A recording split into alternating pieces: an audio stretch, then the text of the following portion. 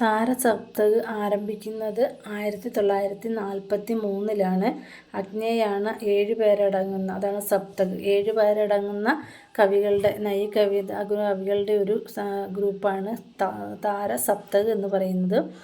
ഒന്നാമത് താരസപ്തക് സ്റ്റാർട്ട് ചെയ്യുന്നത് 1943. അത് സെക്കൻഡ് സപ്തക് എന്ന് പറയുന്നത് 1951. തേർഡ് എന്ന് പറയുന്നത് 1959.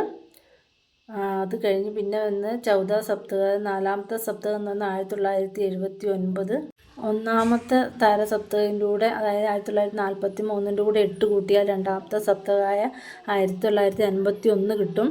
അതിൻ്റെ കൂടെ 8 കൂട്ടിയാൽ 1959 മൂന്നാം സപ്തക് കിട്ടും.